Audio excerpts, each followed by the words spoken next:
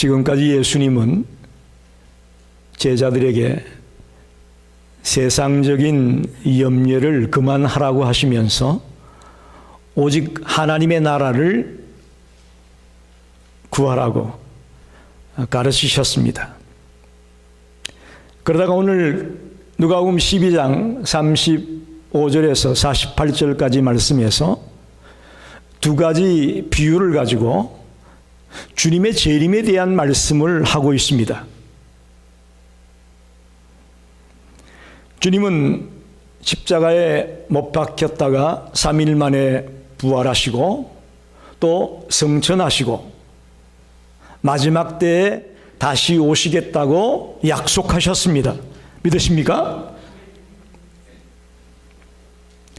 그런데 주님이 다시 오시는 그날이 언제인지 우리는 알지 못합니다. 우리가 주님이 다시 오시는 날을 안다면 얼마나 좋겠어요. 그런데 성경을 보니까 주님이 다시 오실 날을 하늘의 천사도 알지 못하고 예수님도 알지 못하고 오직 하나님 아버지만이 알고 계신다고 말씀합니다. 그러기에 우리는 한 가지 확실한 것이 있습니다. 깨어서 주님을 맞이할 준비를 하고 있어야 된다는 것입니다. 그때가 언제라는 걸 안다면 대충 살다가 그때가 돼가지고 딱 하면 되겠지만 주님이 언제 오실지는 하나님만이 알고 계시니 우리가 아무도 알 수가 없으니 그게 오늘 저녁이 될지 내일 저녁이 될지 내년이 될지 아무도 알 수가 없는 거 아닙니까? 그러니 우리가 해야 될 건 하나밖에 없습니다. 항상 깨어 준비하는 것이죠. 사람은 늘 준비하는 인생을 살게 되어 있습니다. 우리가 학창 시절에는 저희 때만 해도 중학교, 고등학교, 대학교 다 시험을 봤습니다. 입시를 준비해야 됩니다. 상급 학교에 진학하기 위해서 학창 시절에는 입시를 준비해야 됩니다. 또 대학 시절이 되면 뭘 준비합니까? 취직을 준비해야 됩니다. 요즘 취직하기 얼마나 어렵습니까? 그것도 준비해야 되죠. 성인이 되어 나이가 들어가면서는 이제 노후를 준비해야 된다고 말합니다. 특히 요즘 100세 시대가 되다 보니까 은퇴하고도 굉장히 오랜 시간을 살아야 됩니다.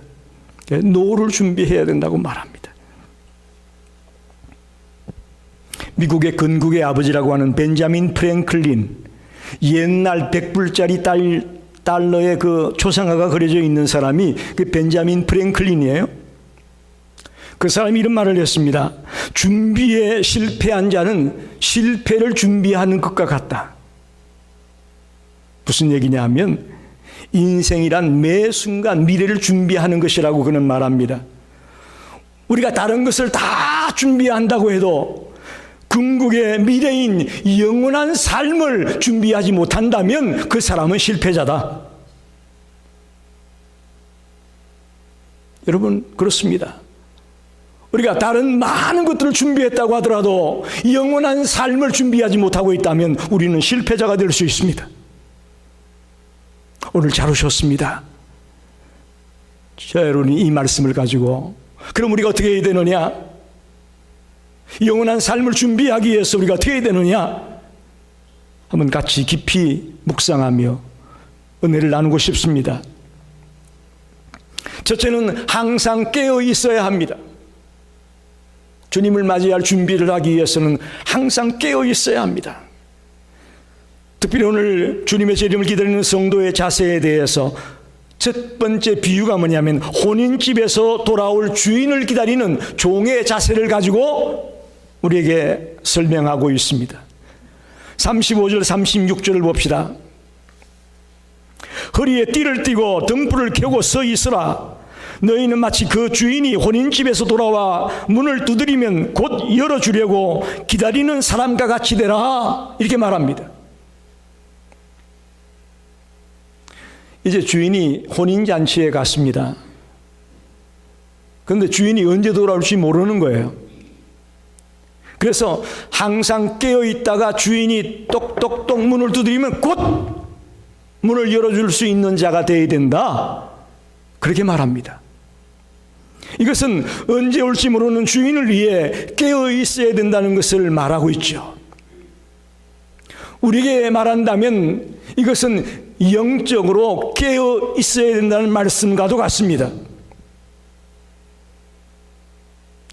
본문에 주님이 말씀한 것처럼 주인이 문을 두드리자마자 지체치 않고 곧 문을 열어준다는 것은 그 종이 언제 어느 때에 주인이 오더라도 주인을 맞이할 수 있는 대비가 되어 있다는 것이죠.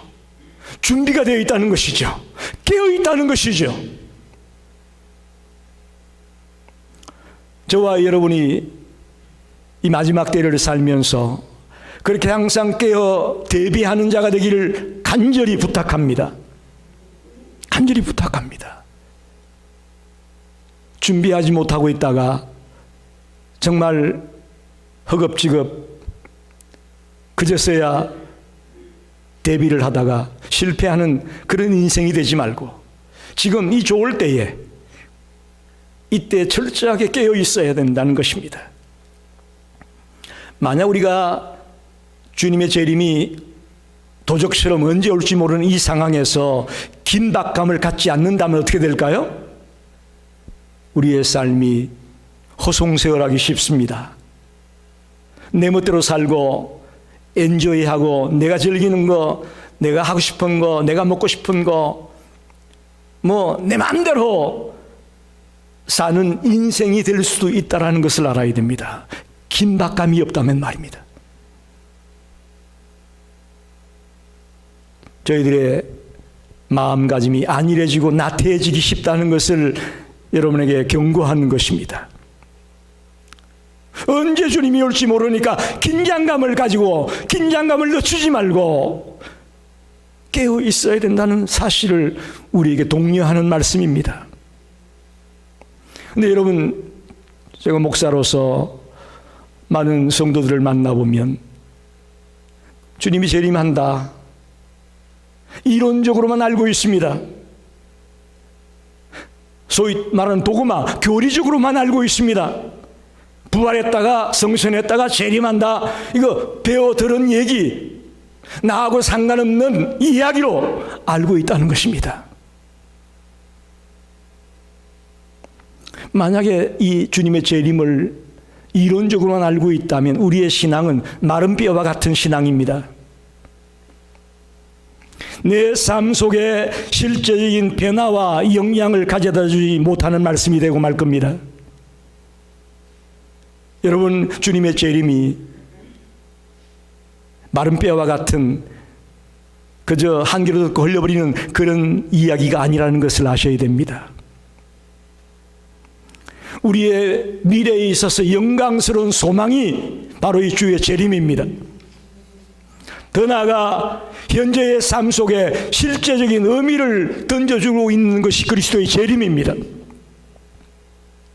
주님의 재림을 믿고 영원한 세계를 믿는 자의 삶은 이 땅에서 벌써 다르게 살 것입니다. 할렐루야.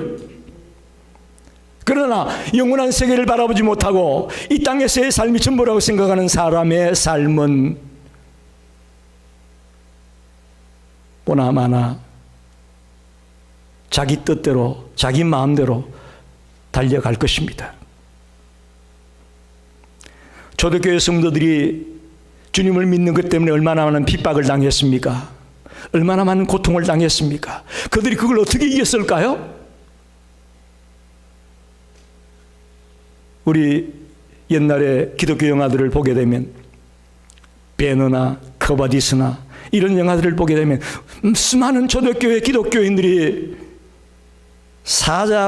사자밥이 되기도 하고 횃불이 되기도 하고 가로등처럼 밤에 기둥을 세워놓고 거기에다가 매달아 놓고 불에 태워 죽이는 그런 끔찍하고 생각도 할 수 없는 고난을 당하면서도 그들이 어떻게 신앙을 견지할 수 있었을까요?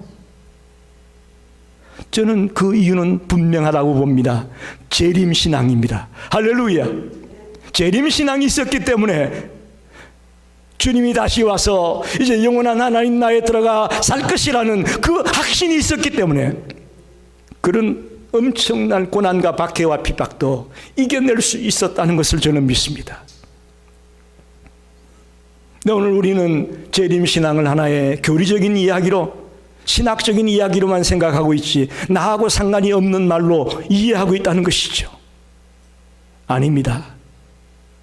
주님의 약속입니다. 여러분 성경을 읽어보십시오. 하나님의 약속이 이루어지지 않은 것이 있나요? 1.1획도 이루어지지 않은 말씀이 없습니다. 이제 앞으로 이루어질 일 몇 가지 남지 않았습니다.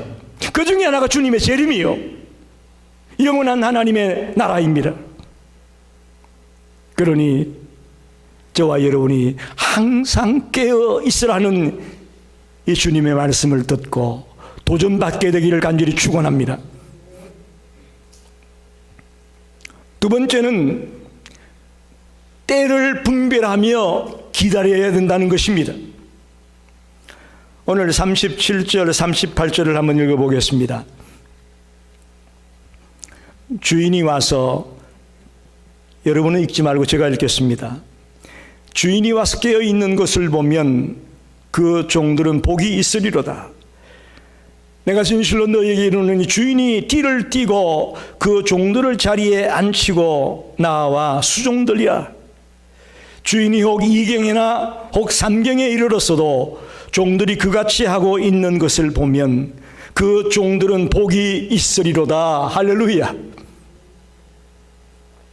여기 우리가 잘 이해 못하는 단어가 나오죠. 2경이나 3경이 뭐냐? 로마 시대는 밤을 넷으로 나누었습니다.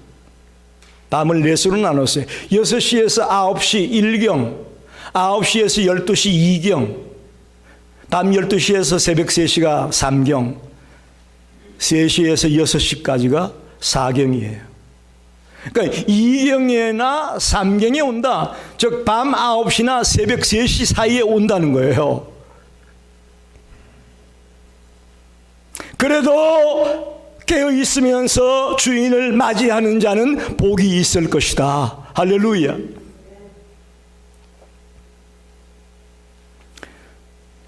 사실 쉽지 않습니다. 몇 시에 온다는 걸 시간을 알면 참 좋겠는데 이게 몇 시에 올지 몰라요. 밤 12시에 올지 새벽 1시에 올지 새벽 3시에 올지 알 수가 없습니다. 그렇기 때문에 만약에 점점 늦어지게 되면 종들의 마음속에는 무슨 마음이 들어요? 혹시 우리 주인이 오늘 밤에 안 오나? 이런 생각이 들 수 있는 거죠. 그래서 기다리기를 포기하고 만다는 것입니다. 오늘 본문에 나와 있지만 주님은 도적같이 오실 수 있습니다. 할렐루야. 도적같이 온다는 게 뭐예요? 우리가 모르게 온다는 거 아닙니까? 우리가 때를 알 수 없도록 순식간에 갑자기 오신다는 거 아니겠습니까? 그러니 저와 여러분이 때를 분별하면서 기다릴 줄 알아야 된다는 것입니다. 그냥 일찍 와버리시면 문제가 없어요. 근데 자꾸 늦어지면서 문제가 되는 거예요. 게으른 사람들은 쉽게 주인을 기다리는 걸 포기하고 마는 거죠. 늦어지니까. 딜레이 되니까 에이 안 오나 봐. 그러나 그럼에도 불구하고 충성스러운 종은, 신실한 종은 변함없이 주인이 돌아올 때까지 꿋꿋이 기다리는 그런 자가 될 줄로 믿습니다. 여러분, 지금 사람들은 주님의 재림에 대한 이 심각성을 상실하고 있습니다. 과거에 주님이 곧 재림한다고 성도들이 믿고 사모하고 기다렸던 때가 있습니다. 언젠지 아세요? 밀레니엄 2000이 될 때, 2000년이 가까워올 때에 뭐 곳곳에서 주님이 다시 온다고 외치고, 소위 말하는 이단 종파들은 곧 주님이 온다, 하얀 옷을 입고 막 주님을 기다린다고 밤새고 기도하고 찬양하고 그런 때가 있었습니다. 그런데 이제 2000년이 지나고 났는데도 주님이 재림했습니까? 안 했습니까? 주님 재림하지 않았어요. 그러니까 사람들의 생각에, 마음에 점점 주님의 재림에 대한 생각이 식어지고 있다는 겁니다. 식어지고 있어요. 요즘 교회 강단에서 주님의 재림을 이야기하고 종말을 얘기하는 것을 듣기가 참 힘듭니다. 성경은 분명히 얘기하고 있는데 강단 위에서는 그 말이 외쳐지지 않는 거예요. 그만큼 목회자도 그렇고 성도들도 그렇고 이 재림에 대한 마음들이 식어져 가고 있다는 것을 보게 됩니다.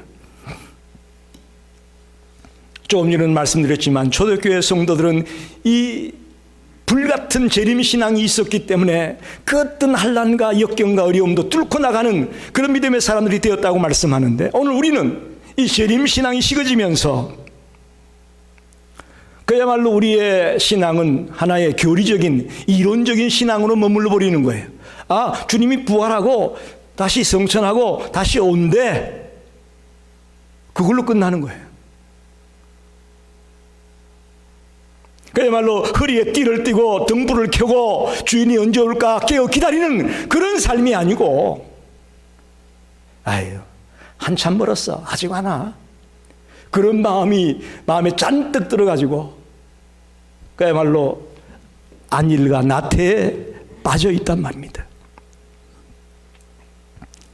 한번 따라합시다. 밤이 깊으면, 좀 크게 한번 해보십시오. 밤이 깊으면 새벽이 가깝다. 아멘입니까? 지금 밤이 깊어요. 밤이 깊어요, 여러분. 밤이 깊다는 얘기는 난리가 받고 얘기하면 새벽이 됐다는 얘기예요. 새벽이 가깝다는 이야기예요. 저는 지금이 혹 2경이 될 수 있고 3경이 될 수 있다고 봅니다. 오늘 본문에도 주인이 2경이나 3경에 돌아올 때 그때도 깨어서 맞이하는 종은 지혜로운 종이라고 말씀을 했는데, 지금이 2경이 될 수 있고 3경이 될 수 있어요. 여러분, 지금까지 주님의 재림이 이루어지지 않다고 해서 우리의 재림 신앙이 약화된다? 이거 위험한 겁니다. 위험한 거예요. 그럴수록 더 우리의 마음속에 재림 신앙을 붙들고 영원한 하나님의 나라를 소망하면서 더 깨어있는 지혜로운 자가 되길 바랍니다. 많은 시간이 흘렀다는 이야기는 그만큼 주님이 올 날이 가까웠다는 얘기입니다. 동의하십니까? 예? 많은 시간이 흘렀는데 2000년이 지나고도 한참 지났는데 지금 22년인데 아직도 안 오셨다는 이야기는 그만큼 주님 오실 날이 가까웠다는 이야기입니다. 이때야말로 새벽이 가까운 때인 줄 아시고 저와 여러분이 때를 분별하며 깨어 기다리는 성도가 되기를 간절히 축원합니다. 마지막으로 생각해 볼 말씀은 맡은 일에 충성하면서 기다려야 됩니다. 맡은 일에 충성을 다하면서 기다려야 된다는 것입니다. 오늘 41절에 보면 베드로가 예수님께 묻습니다. 베드로가 여짜오되 주께서 이 비유를 우리에게 하심이니까 모든 사람에게 하심이니까, 이렇게 묻습니다. 주님의 재림에 대한 이야기를 예를 들어서 이 비유를 주게 되니까 베드로가 궁금한 거예요. 이걸 우리에게, 우리라는 말은 제자들에게 주는 말씀입니까? 아니면 모든 사람들, 거기 모이는 모든 무리들에게 주는 말입니까? 이렇게 질문을 합니다. 그러자 예수님이 그 베드로의 질문에 대해 적답을 하지 아니하고 또 하나의 비유를 말합니다. 그게 42절로 48절에 나오는 말씀인데, 쉽게 말하면 지혜롭고 진실한 청지기가 되라. 지혜롭고 진실한 청지기 비유를 가지고 베드로의 질문에 답을 하고 있습니다. 특별히 47절, 48절을 한번 보겠습니다.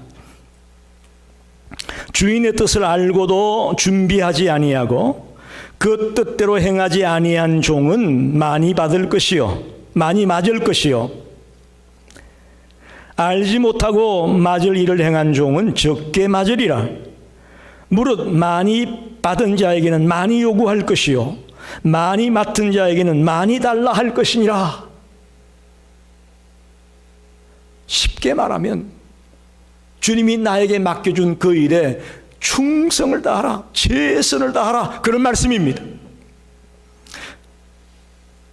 주인의 뜻을 알고도 주인의 뜻대로 행치 않는 사람은, 그런 종은 많이 맞을 것이다, 그렇게 말하고, 주인의 뜻을 알지 못하고 맞을 일을 행한 사람은 작게 맞을 것이다.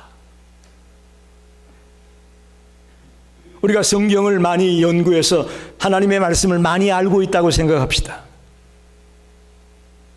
그러면 많이 말씀을 알면은 그 많은 말씀을 가지고 살아야죠.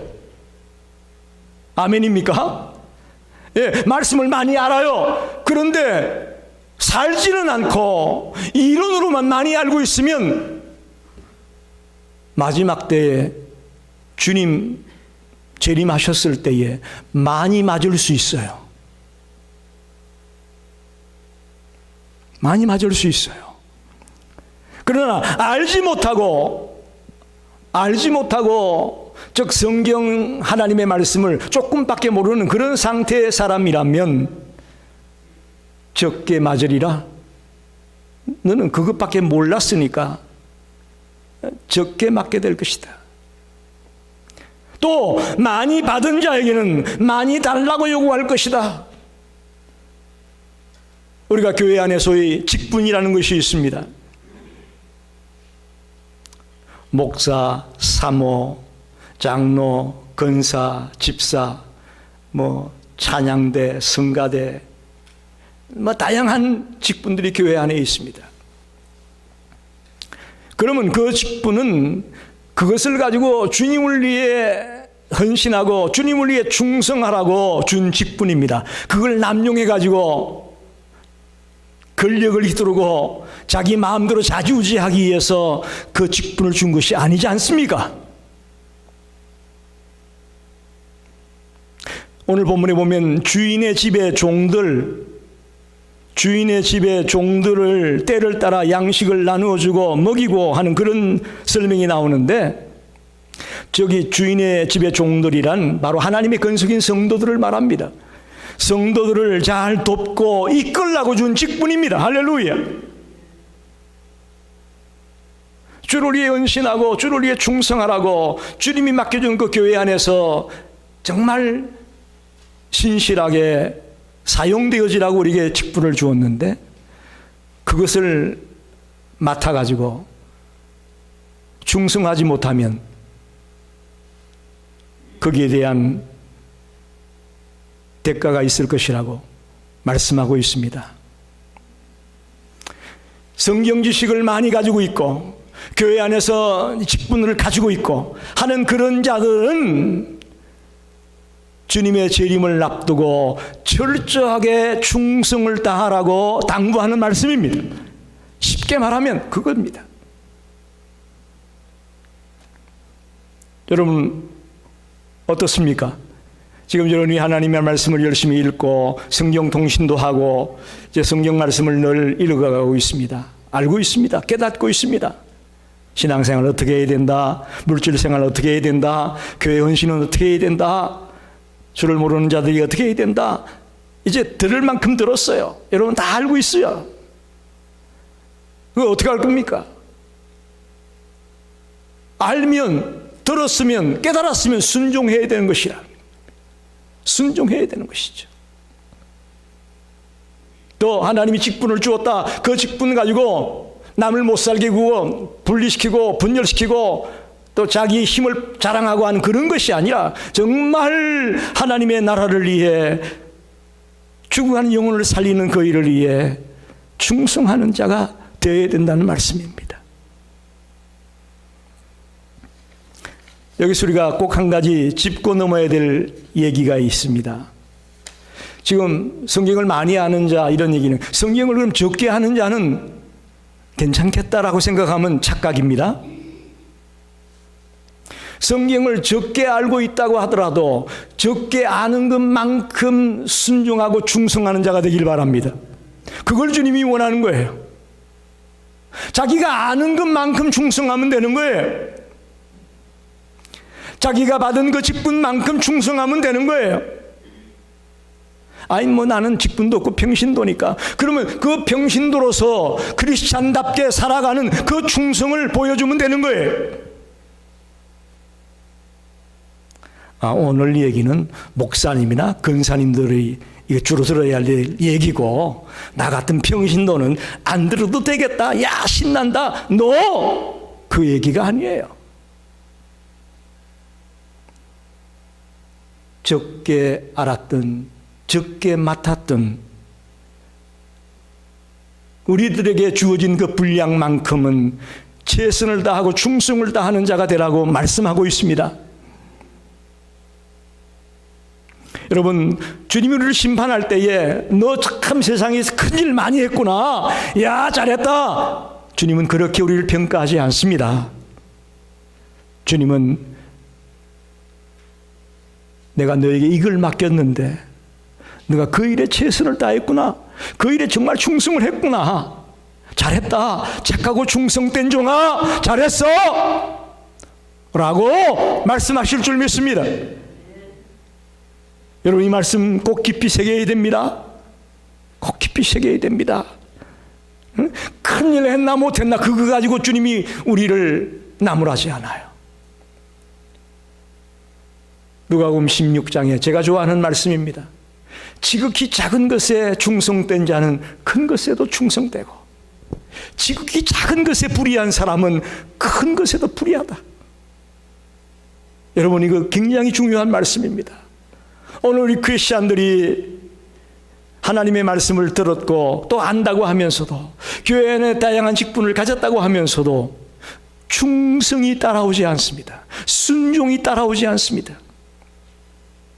이것은 오늘 말씀처럼 주님 앞에 섰을 때에 알고도 준비하지 않은 사람은 많이 맞을 것이고, 알지 못하고 맞을 일을 행한 사람은 작게 맞을 것이고, 많이 받은 자에게는 많이 요구할 것이다 라고 말씀합니다. 저와 여러분이 나에게 어떤 일이 주어졌든 간에 그 일에 충성을 다하는 종들이 되시길 간절히 축원합니다. 호주 시드니에 가면 조지가나는 길가가 있는데, 그 길가에서 매일같이 복음을 전하는 한 무명 전도자가 있습니다. 그 무명 전도자는 40년 동안이나 비가 오나 눈이 오나 더우나 추우나 그 길가에서 행인들에게 외쳤습니다. 뭐라고 외쳤느냐? 당신은 오늘 죽어도 천국에 갈 준비가 되어 있습니까? 다른 말 하나도 안 했어요. 거기 서서 지나가는 사람들에게 당신은 오늘 죽어도 천국에 들어갈 준비가 되어 있습니까? 그 말만 외쳤어요. 그런데 놀랍게도 그 무명의 전도자를 통해 예수를 믿게 된 자가 14만 6천 명이에요.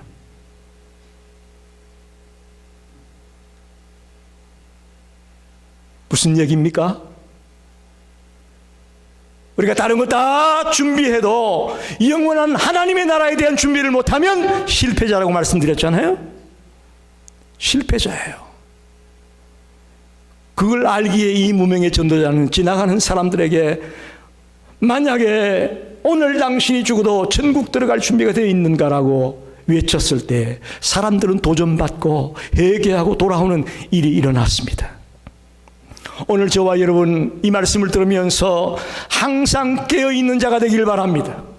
항상 깨어있기를 원합니다. 허리에 띠를 두르고 주인이 언제 오더라도 놓고 소리만 들리기만 하면 곧 문을 열고 주인을 맞아들일 수 있는 준비된 자가 되기 바랍니다. 그 준비의 방법은 영적으로 항상 깨어있는 것입니다. 그리고 성실하게 주님의 뜻을 따라 하루하루를 살아가는 성도님이 되시기를 간절히 축원합니다. 기도하겠습니다.